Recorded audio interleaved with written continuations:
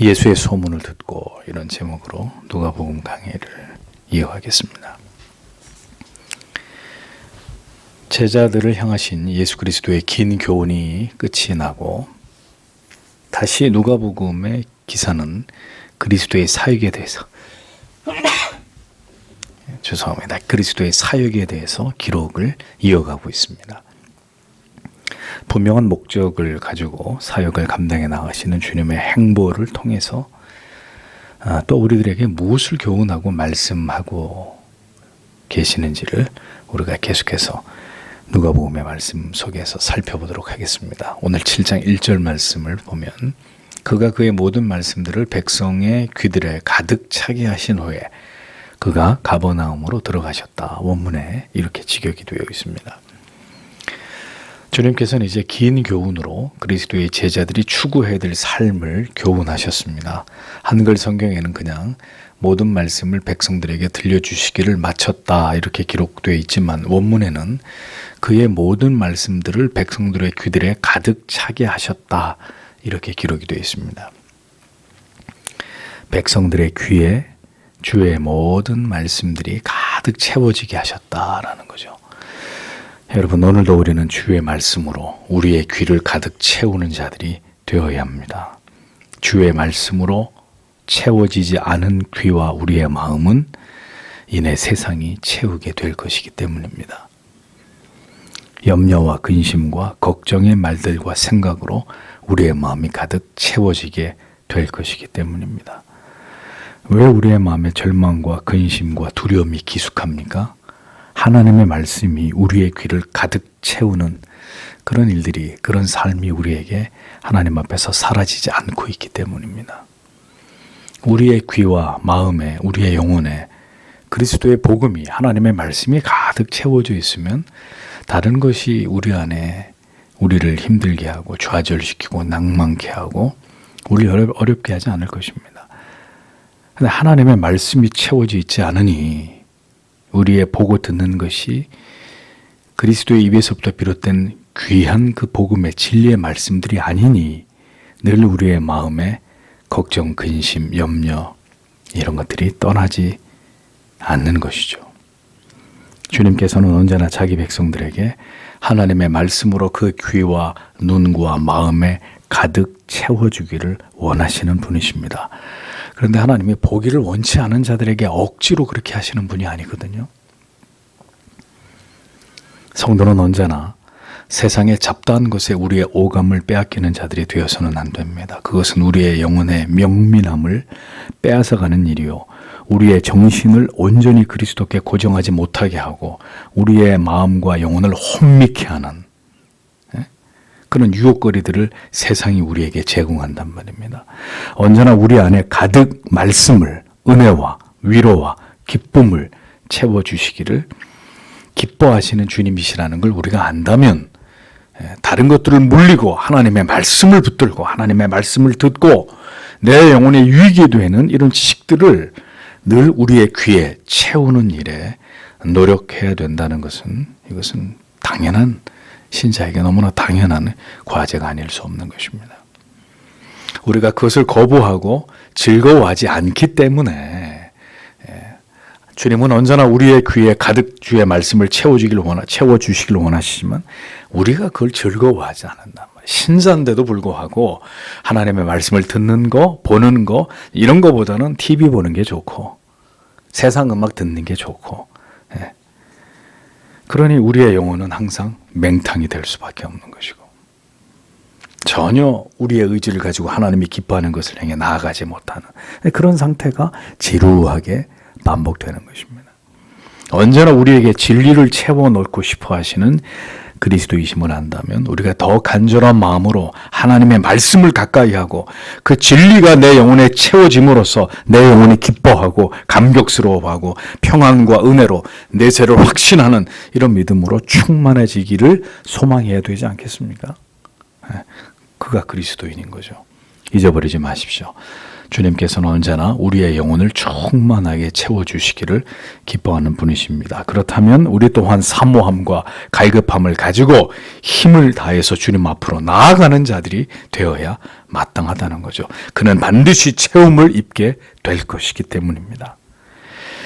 그리스도께서는 이제 공생애 중에서 가장 많은 이적을 행하신 그리스도의 사역의 가장 중심이 되었던 가버나움으로 향하셨습니다. 2절에서 3절을 보십시오.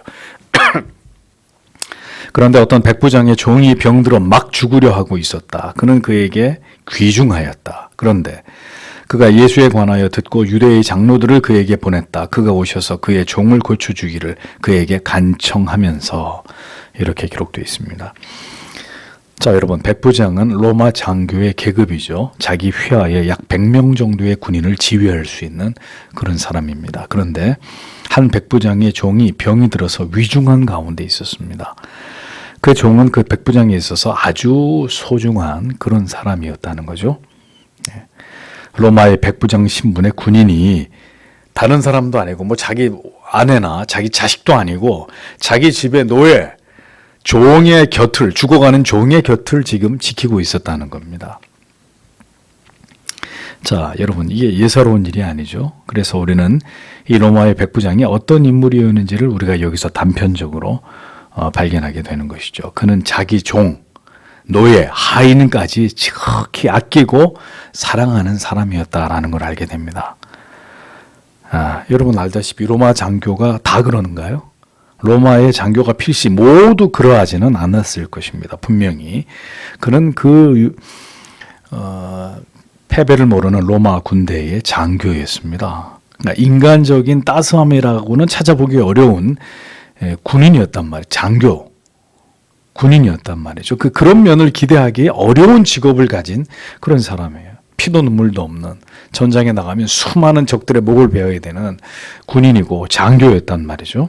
그런데 그는 지금 왜 자기 아끼는 종의 죽음에 대해서 이토록 마음을 쓰고 있었던 것일까요? 자, 우리는 다음 구절에서 그가 예수 그리스도를 알고 그를 믿고 있는 자였다는 것을 알 수가 있습니다. 그 백부장은 예수에 관한 소문을 익히 들었던 자이고 예수께서 어떤 분이신지를 알고 믿고 있는 자였을 것이 틀림이 없습니다. 왜냐하면 그가 자기 아끼는 종의 위중함에 대해서 유대의 장로들을 청해서 예수께 가서 자기의 종을 고쳐주실 것을 대신 부탁할 이런 정도라면, 자, 이는 그냥 평범한 로마의 한 군인, 한 장교가 아니었다는 걸 보여주는 것입니다. 이방인 출신의 군대 장교와 유대인 장로들이 접촉을 하거나 서로 교분을 갖는다? 여러분, 이건 거의 불가능한 일이에요. 로마 출신의 이방인과 유대의 원로들, 장로들이 접촉을 갖는다. 흔히 일어날 수 있는 일이 아니죠. 그럼에도 불구하고 이 로마의 장교는 유대의 장로들을 익히 알고 있었고 유대의 장로들은 그 백부장의 부탁을 흔쾌히 들어줄 만큼 이 로마의 백부장에 대해서 큰 호감을 가지고 있었다는 것을 우리가 알 수 있습니다. 유대의 장로들이 유대인의 문제가 아니라 이방인, 로마의 백부장의 어떤 문제로 인해서 예수께 찾아오게 되는 일은 얼마든지 일어날 수 있는 일이 결코 아닙니다. 그럼에도 불구하고 이러한 일이 지금 일어나고 있는 것은 예수 그리스도의 구속 사역의 범위가 유대인뿐만이 아니라 이방인에게까지 확대될 것을 보여주고 있는 예표가 되고 있는 사건이 바로 이 장면이라는 거죠. 유대인의 장로의 신분은 유대 공동체 안에서 매우 존경받는 지위의 사람들로 유대 지역 사회의 유지들이었습니다. 그들은 유대 사회의 여론을 결정하고 그 유대 민족들을 이끌어가는 그런 최고의 지도 그룹, 원로 그룹이었죠. 유대인의 장로들이 로마군의 장교의 부탁을 받아서 예수께 나와서 무언가를 부탁할 만큼 이 백부장은 유대 사회에서 매우 중요한 인물이었을 것이라는 추측을 우리는 할 수 있을 것입니다. 그리고 그가 어떻게 자신의 위중한 종을 위해서 이러한 부탁을 그리스도께 드렸다는 것은 분명 이방인이며 로마군의 장교임에도 불구하고 그에게 예수 그리스도에 대한 믿음이 있었다는 것을 충분히 미루어 짐작하게 만드는 대목입니다. 로마의 장교, 로마군의 장교가 예수께 부탁을 한다? 이것이 지역 사회에 알려지게 될 때 이건 큰 파장을 일으킬 사건이죠. 로마의 백부장이 당시 유대 사회에 어떤 엄청난 파장을 일으키고 있는 어떤 젊은 선지자, 예수라고 하는 자에게 어떤 부탁을 했다? 이것이 유대 사회에 퍼지면 이게 큰 이슈가 될 수 있는 그런 문제였단 말입니다. 그런 일이 지금 그곳에서 벌어지고 있었다는 거죠. 주께서 행하시는 일, 메시아가 계시는 곳에는 성도 여러분, 복음이 역사하는 장소에서는 이렇듯 얼마든지 일어날 수 있는 일들이 일어나는 것이 아니라 좀처럼 일어날 수 없는 일들이 일어나는 것입니다. 도무지 이 조합이 이루어지지 않는 이런 사람들이 지금 주님께로 나오고 그들이 연합이 되고 그들의 교류가 이루어지고 도움을 주고받는 이 서로 이렇게 어떠한 목적을 위해서 하나가 되는 이 놀라운 일들이 일어나고 있는 거죠. 전통적인 유대 사회에서는 생각조차 할 수 없는 어떤 이런 새로운 일들이 어떤 질서가 지금 그곳에 세워지고 있었다는 거죠. 로마의 장교가 죽어가는 하인을 돌본다. 그리고 그를 낫게 해달라고 유대의 장로들에게 유대의 장로들 같으면 이방인들은 버러지 취급을 하고 상종도 하지 않을 사람인데 로마의 백부장이 부탁을 하니까 유대의 장로들이 움직인다. 이런 일들이 유대 사회에서 언제나 쉽게 일어날 수 있었던 그런 일들이 아니란 말입니다.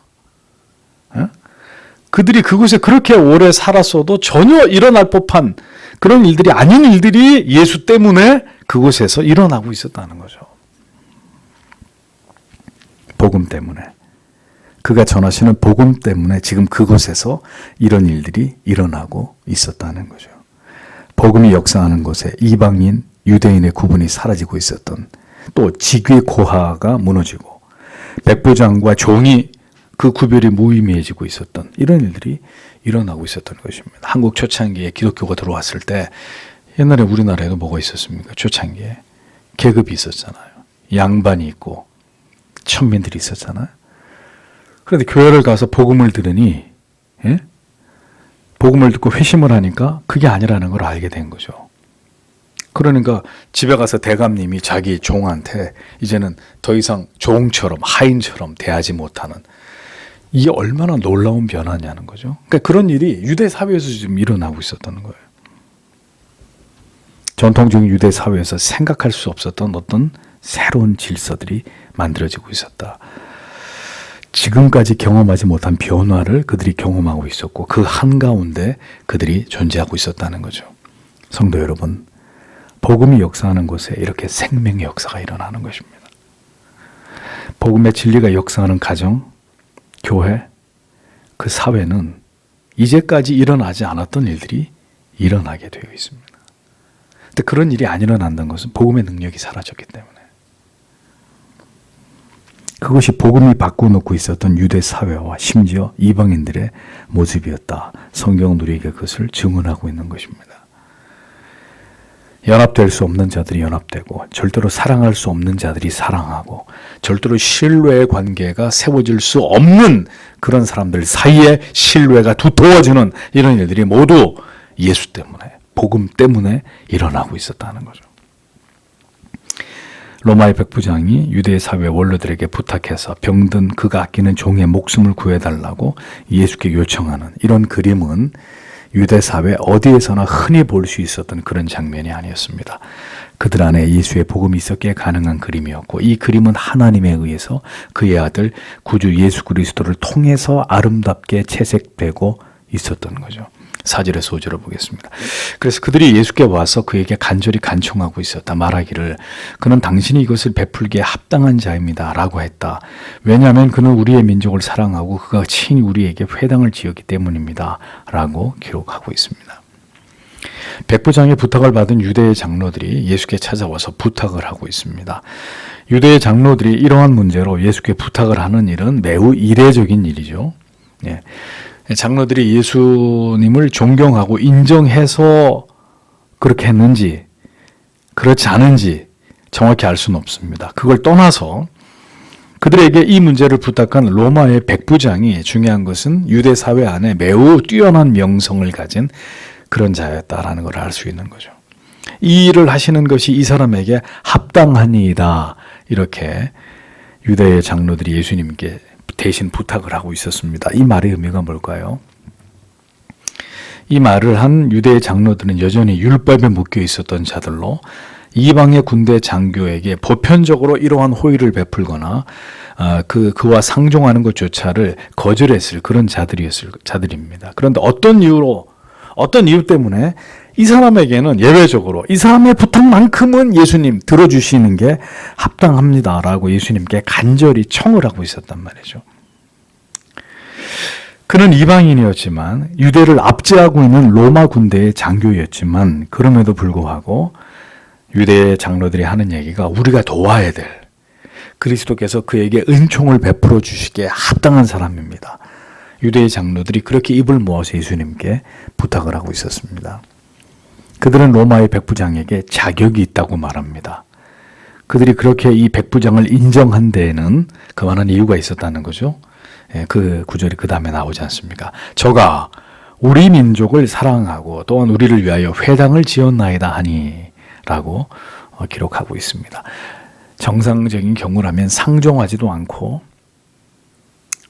그런 부탁을 들어줄 이유도 없는 로마의 백부장이었지만 이 사람은 예배입니다. 그 이유는 그가 우리 민족을 사랑합니다. 우리를 위해서 회당까지 지어줬습니다. 그 얘기예요. 그러면 로마의 군대의 백부장인 그가 왜 유대 민족을 사랑하고 그들을 위해서 회당까지 지어줬을까요?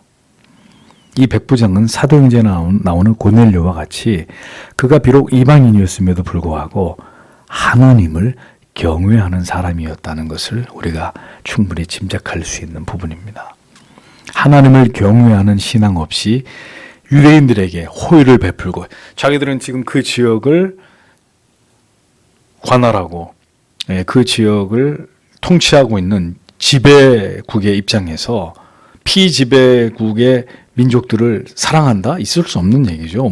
무엇 때문에 그렇게 하겠냔 말이죠.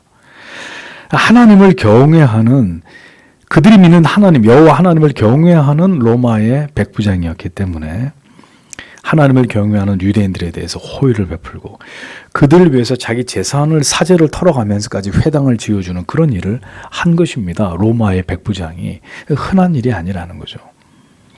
그러니까 유대의 장로들은 이 같은 이유 때문에 지금 그가 간절히 바라는 것을 예수님이 들어주시면 좋겠습니다. 이렇게 간절히 요청을 하고 있었던 겁니다. 그가 이러한 선의를 유대 사회에 베풀지 않았더라면 그가 유대 장로들에게 이렇게 인정을 받기는 어려웠겠죠. 그러니까 유대 장로들의 인정은 이렇게 조건적이었다는 겁니다. 조건적이었다. 로마인이지만 군대의 장교이지만 유대인들을 가혹하게 다루지 않고 그들을 선대하면서 심지어 그들을 위해서 그들이 모임을 갖는 회당까지 지어준 자기들에게 매우 친절하고 선을 베풀어 주었기 때문에 유대의 장로들은 그의 청을 수락해서 예수께 나아가서 그의 하인을 좀 고쳐주십시오. 이렇게 요청하게 된 것입니다. 하나님의 사랑을 그리스도의 그 대속하신 은혜를 모르는 사람들의 사랑과 우정은 이렇게 조건적입니다. 네가 나를 사랑하면 나도 너를 사랑할 것이다. 네가 나에게 호의를 베풀었으니 나도 너에게 호의를 베푸는 게 당연하지. 자, 여러분 이것은 그리스도께서 우리에게 보이신 사랑과는 전혀 다른 사랑이라는 거죠. 이 백부장은 하나님을 경외할 뿐만 아니라 그의 아들이신 구주 예수 그리스도 또한 경외하는 자였습니다. 그의 영혼에 깊이 스며든 하나님의 사랑과 이 복음의 정신은 하찮은 자기 종까지도 깊이 사랑하고 그의 죽어감을 불쌍히 여기고 매우 안타깝게 여기는 마음을 갖게 만드는 거예요. 에? 로마의 백부장, 로마의 그 억센 군인들을 다스리는 장교가 아니 뭐가 아쉽다고 자기 집에 죽어가는 노예를, 그 당시에 노예는 물건 같은 거였단 말이죠. 내가 얼마든지 죽이든 살리든 할 수 있는, 그럼 죽으면 갖다 내다 버리면 그만이고. 그런데 어떻게 로마의 백부장이 자기 집의 노예에 대해서 그런 천한, 그를 귀하게 여기는 이런 마음을 가질 수 있었겠느냐? 그게 저절로 생긴 마음이었겠느냐? 아니라는 거죠. 하나님을 경외하는 자였고 이미 예수에 대한 소문을 들었다 그랬잖아요. 아, 그가 하나님의 아들이로구나. 지금 이 이적과 기적을 행하면서 하늘나라의 복음을 전하는 저분이 하나님의 아들이로구나. 백부장은 알고 있었다는 거죠. 이미 그 그리스도의 가르침에 충분히 감화되고 그의 영혼이 감동되었기 때문에 로마의 백부장이라고는 믿어지지 않는 그런 따뜻한 마음, 유대인들을 향한 사랑, 회당을 지어주고 노예의 죽음을 애달파하는 이런 사람으로 그가 변화되어 있었다는 걸 보여주는 것이라는 겁니다. 진정한 그리스도의 사랑은 조건이 없는 사랑이잖아요. 내가 나를 사랑해 주어서 인정해 주어서 나도 너를 사랑하고 너를 인정하는 게 아니라 나에게 부어주신 그 한량 없으신 그리스도의 사랑이 아무런 조건도 이유도 없이 사랑하게 하고 용납하게 하고 불쌍히 여기게 하고 그를 인정하게 하는 것입니다. 이 그리스도의 사랑이 우리 안에서 타인에게로 흘러가게 되는 일에 가장 큰 걸림돌이 누구입니까? 이 예수의 사랑이 나를 통해서 이 백부장처럼 하인에게 유대인들에게 이렇게 흘러가야 되는데 우리가 받은 그리스도의 사랑이 타인에게 흘러가게 하는 일에 가장 큰 걸림돌은 바로 우리 자신이란 말이에요. 우리 자신. 네. 준 것만큼 받으려고 하고 내가 그 사람을 인정해 준 것만큼 그 사람한테 내가 인정받아야 되고 내가 존중되기를 바라고 나를 먼저 사랑해 주기를 바라는 그러니까 여전히 우리 안에 있는 이 이기적인 사랑이 언제나 나를 제일 사랑하고자 하는 이 우리의 타락한 속성이 그리스도께로부터 받은 사랑으로 모두를 사랑하고 용납하고 그의 아픔을 보듬어 안기까지 하는 그런 사랑으로 우리에게서 다른 사람으로 그 사랑이 흘러가지 못하게 만드는 장애물이 되고 있다는 거죠. 우리가 문제인 거예요. 우리가. 백부장의 믿음을 보십시오. 그는 로마의 장교였습니다. 그런 그에게 자기의 종을 그토록 아끼는 마음이 있었고 유대인들을 선대하고 회당을 지어주고 이런 마음은 유대주의 종교 지도자들이 가진 율법을 지킴으로 외식하면서 자기를 자랑하고자 하는 그 추악한 마음과는 사뭇 다른 것이었습니다. 이 로마 백부장이 자기 의를 드러내려고 하는 그런 행동이 아니었단 말이죠. 백부장의 마음속에는 하나님에 대한 경외와 사랑이 있었다는 거죠.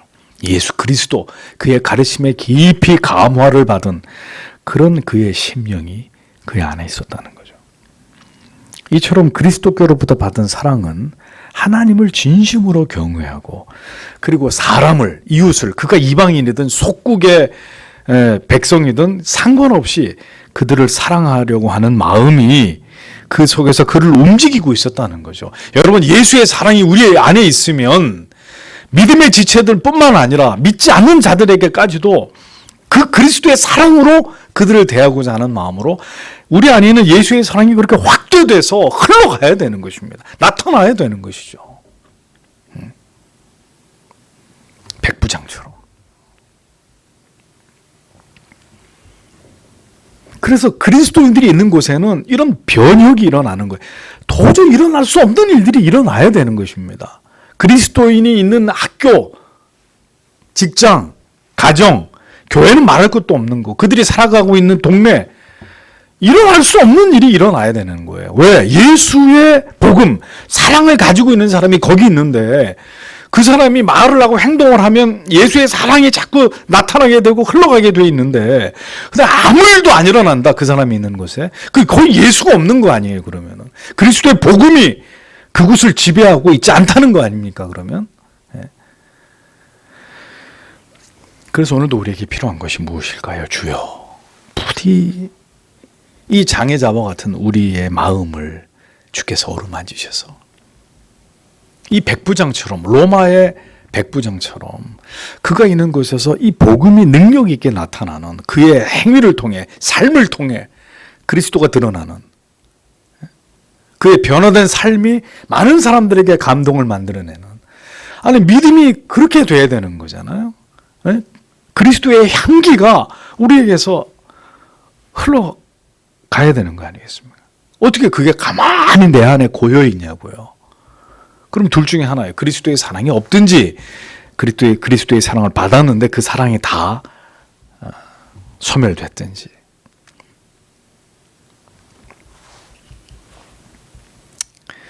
로마의 백부장에게는 진정으로 하나님을 경외하고 복음을 사랑하는 마음이 있었다. 그것이 그를 움직이고 있었다. 이 사건은 장차 그리스도의 복음이 유대를 넘어서 이방에까지 확대될 것을 암시하는 것이고 그리스도를 통한 구원이 유대인뿐만 아니라 이방인에게까지 포함될 것임을 깨닫게 하는 예표가 되었던 사건이 바로 이것입니다. 믿음을 가진 사람, 진정으로 그리스도를 사랑하는 사람들은 자기의 체면, 자존심, 선입견 여러분 이런 거 걷어냅니다. 그게 우리 안에 없을 수 없어요. 우리가 예수를 믿어도요. 그게 하루아침에 없어지진 않아요. 그렇죠? 우리가 죄성을 가진 존재이기 때문에 자존심, 나를 사랑하는 마음, 체면 이런 거 아직도 우리 안에 있어요. 근데 백부장을 보세요. 다 던져버린 거예요. 다. 로마의 백부장이 죽어가는 하인 옆에서 그를 살리고자 한다. 유대의 장로들에게 부탁을 한다. 죽어가는 종을 위해 자기가 직접 나섭니다. 한가해서일까요? 백부장인데 한가해서 시간이 남아 돌아서 그렇게 했을까요? 아니죠. 그렇게 하는 것이 그 자신의 신앙과 양심에 합당했기 때문입니다. 유대의 장로들을 움직입니다. 그리고 반드시 하나님의 아들 메시아의 능력과 권능이 능히 자기의 종을 고칠 거라는 걸 그는 믿고 있었습니다. 그리고 그는 주저하지 않고 로마의 백부장의 신분으로 그리스도에게 도움을 요청합니다. 여러분, 사랑은요, 이렇게 가장 중요한 것만 생각하는 거예요. 다른 잡다한 걸 생각하는 게 아니라. 사랑은 가장 중요한 것만 생각하는 거예요. 하나님을 경외하고 예수의 사랑이 있었던 백부장, 생각할 게 한두 가지예요. 자기가 이런 행동을 하기까지 내가 이렇게 하고 이렇게 하면 이게 어떤 문제를 일으키고 자칫 내가 이 자리를 생각을 하자면 머리를 싸매고 이 일을 이렇게 하기까지 고민을 하자면 여러 가지 고민을 하면서 해야 되나 말아야 되나 많은 갈등을 하게 만드는 그런 문제가 분명히 이 안에 있었을 겁니다. 근데 로마의 백부장은 심플하게 생각한 거예요. 그런 게 자기 머릿속에, 자기 생각 속에 이렇게 자기를 괴롭히지 않았어요. 왜? 복음은 그 사람을 단순하게 만들거든요. 예수의 사랑은 우리를 아주 담백하게 만들어요, 우리를. 머릿속에 이렇게 하는 게 하나님 뜻이야. 그럼 그렇게 하는 거, 다른 걸 생각하지 않게 만드는 거죠. 아직도 우리 속에 뭔가가 많다는 거는 우리가 아직도 심플하지 않다는 건 아직도 복음의 정신이 우리를 완전히 지배하지 않고 있다는, 그건 내 생각이 많은 게 내 생각이. 그러니까 하나님의 일들이 이루어지지 않아요. 그 믿음이 나타나지 못하는 거죠. 자기가 가로막고 있으니까 그것을. 사랑은 가장 중요한 것만을 생각합니다. 하나님이 우리를 사랑하셔서 자기 아들을 십자가 위에 매어 달아 그를 죽게 함으로 내가 너희를 살려야 되겠다. 내가 너희를 구원해야 되겠다. 간단한 거 하나를 가장 중요한 것만을 생각하는 것입니다. 우리가 사랑하다가 사람에게 다가가다가 상처를 입는 것은 여러분 아직도 내가 나를 더 사랑하기 때문이에요. 나를 더 생각하기 때문이에요. 그리스도의 사랑을 보세요. 하나님을 경외하고 그리스도의 사랑을 품고자 하는 자의 믿음을 보십시오. 백부장처럼. 성도 여러분, 저를 비롯해서 우리 모두가 점점 우리 안에서 우리 자신이 지워지기 위해서 기도해야 돼요. 그것이 우리가 바른 믿음의 길을 가고 있다는 증거입니다. 예수의 사랑을 가지고 산다고 하는데도 남편한테 맨날 상처받고 아내한테 맨날 상처받고 부모한테 맨날 상처받고 자식들한테 이웃한테 지체들한테 맨날 상처 그냥 온통 상처밖에 없는 거죠. 이거 왜 이래요?